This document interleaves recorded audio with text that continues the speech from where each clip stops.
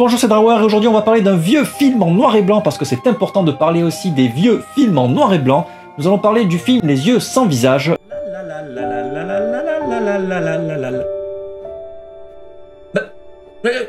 Mais oh mon Dieu, mais ils n'ont pas de visage.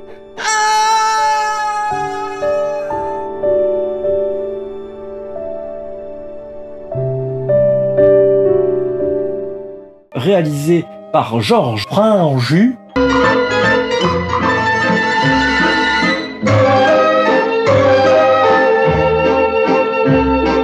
Qui est un réalisateur français, Cocorico. Mais non, mais ne vous en mettez pas du tout, mais moi, je ne suis pas du tout redouté, en tous les cas, pas de ces gens-là qui ne me connaissent pas. Adapté du roman de Jean Redon, que personne ne connaît, j'imagine, et qui date de 1959. Générique.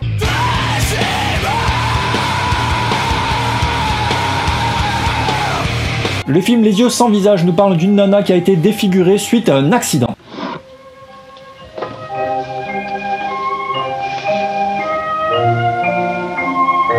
Et elle est dans le château de son père, rien à voir avec la gloire de mon père, le château de ma mère, il n'y a pas de pagnol et tout, ça n'a rien à voir. Et celui-ci est docteur. Alors voilà, il est docteur un peu façon Dr Frankenstein 2.0 parce qu'il effectue des greffes du visage sur les gens qui ont eu des problèmes suite à des accidents ou autres. Et en fait, il veut refaire le visage de sa fille et celle-ci est considérée comme morte par le reste de la population. Alors il va s'entraîner sur des cobayes, il a plein de chiens dans sa cave sur lesquels il peut exercer ses greffes.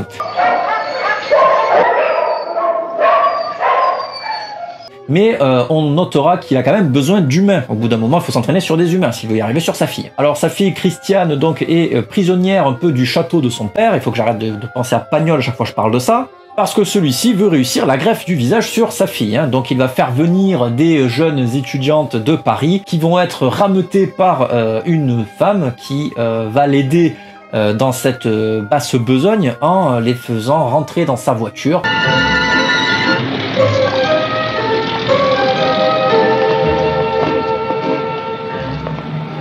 Évidemment, si vous voyez quelqu'un qui vous fait venir dans sa voiture, n'y allez pas. Hein, si c'est un inconnu, que ce soit un homme, une femme, n'y allez pas. Parce que bon, là, c'est une femme.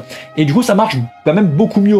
On est un peu plus en confiance avec une femme qui te dit « Viens dans ma voiture, viens dans ma voiture ». Bon, si elle fait ça, on n'est pas en confiance du tout, hein, mais bon, vous m'avez compris. Parce qu'après, le docteur Génessier, parce qu'il s'appelle Génessier, qui est joué par Claude Brasseur, hein, qui est impeccable, il joue trop bien. Il va faire ça, on va dire, pour la science, évidemment, ça fait avancer la science, mais je pense qu'il devrait faire ça pour sa fille, plutôt. Et on voit qu'il a vraiment plus le côté opportuniste d'avoir la gloire de cette chirurgie, de cette opération, plutôt que le fait de sauver sa fille. Une réussite comme celle-là, bon Dieu, ça n'aurait pas de prix. Après, le film s'embarque dans un côté policier, c'est pas uniquement un film d'horreur, c'est aussi un thriller policier, et on peut voir une enquête donc de police en parallèle sur le fait qu'il y a des Parisiennes, des jeunes filles aux yeux bleus qui disparaissent étonnamment dans Paris. Mais comment reconnaître des filles qui ont les yeux bleus dans un film en noir et blanc? Je vous pose la question, parce que des yeux bleus en noir et blanc, c'est plutôt pas très bleu, quoi. Parlons de la bande originale du film rapidement, qui a été composée par Maurice Jarre et qui est vraiment super entêtante et super stridente et super flippante. Elle va vous rester dans la tête pendant des jours. Alors là, je vous la fais écouter un petit peu, mais pas trop, parce que sinon, je vais avoir un strike. Il a fait aussi la bande originale de Laurence d'Arabie, c'est quand même pas que dalle. Toute la saveur de ce film d'horreur, parce que c'est quand même un film d'horreur, réside dans la scène de chirurgie qui va avoir évidemment sur un visage, et celle-ci va être complètement approximative. On peut voir sur les images qu'il met des coups de stabilo complètement random, c'est absolument pas millimétré, hein. C'est pas de la chirurgie de précision, c'est de la chirurgie un peu à chier. Donc là on peut voir qu'il fait les contours au marqueur de façon totalement approximative, et regardez, il referme bien ici le trait, et dans le plan d'après il n'est pas refermé. Bon voilà, c'est du détail, mais bon. Story. Et d'ailleurs ici, quand il commence la découpe, on peut voir qu'il ne suit même pas correctement les traits qu'il a passés sur le visage auparavant, hein, le gros port. Ma foi, si ça fonctionne. Alors je ne vais pas vous spoiler le film parce que l'idée étant que vous le découvriez par vous-même, mais la fin Attention, je spoil pas la fin, hein, restez, hein. Mais je trouve qu'elle est super poétique et super jolie. On dirait presque un Walt Disney. Et dans un film d'horreur, je trouve que ça dénote pas mal. Enfin bon, vous me direz ce que vous en pensez dans les commentaires quand vous l'aurez vu, ou si vous l'avez déjà vu. Le film est vraiment cool, l'enquête est vraiment sympa. On se prend vraiment dans le jeu de l'histoire et de cette pauvre fille à laquelle on s'identifie, enfin vite fait. En tout cas, on est de son côté, on n'est pas du côté du père qui est un fiefé salaud. Et le film a son lot de twists sympathiques, mais il a quand même aussi des longueurs, et il y a des moments où on se fait un petit peu chier, hein, faut pas se le cacher. Dans le même genre, il y a un film qui est beaucoup plus récent, qui s'appelle El Piel que habito, la peau dans laquelle j'habite, un film de Amenábar avec Antonio Banderas, qui est vraiment génial, que je vous conseille, qui est bien creepy, mais qui fonctionne bien, qui parle de chirurgie et tout ça, hein, c'est pour ça que je vous en parle. Et si on passait au fun fact? Carpenter, le Big John Carpenter, And it's the humor in his movies that is so surprising. Avoue s'être inspiré des yeux sans visage pour le masque de Michael Myers dans Halloween. Alors même si on sait que c'est inspiré de Star Trek et tout, voilà, pour le côté blafard et sans expression. Les critiques à la sortie du film étaient plutôt mauvaises, et d'ailleurs un journaliste a eu l'affront de dire que le film était bon et a failli être viré de son canard. Et quand du journal quoi, je parle pas du journal, ça n'a rien à voir. Le réal ne considère pas ce film comme un film d'horreur mais comme un film d'angoisse. La différence, je sais pas trop où elle se situe mais bon.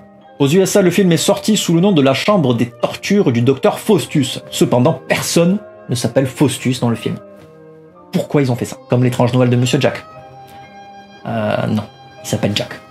Mais le film s'appelle Nightmare Before Christmas. Tu m'as compris. Dans le film, on y voit Claude Brasseur à l'âge de 24 ans. Et ça, c'est plutôt marrant parce qu'on le voit toujours vieux dans les films en général. Et là, il est tout jeune et c'est rigolo. Il n'a pas le rôle de sa vie, mais il est bien. Lors d'une diffusion en Écosse, des gens se sont évanouis. 7 personnes se sont évanouies lors de la séance, lors de la scène précisément de la chirurgie du visage. Et le réalisateur n'a pas manqué de faire une petite blague bien grasse et bien bof et bien misogyne en disant que c'est pour ça que les Écossais portaient des jupes. Et nous, chez Drawer TV, on aime bien ça les blagues misogynes évidemment. Billy Idol a fait une chanson qui s'inspire du titre du film qui s'appelle The Eyes Without a Face, les yeux sans visage, hein, donc t'as compris.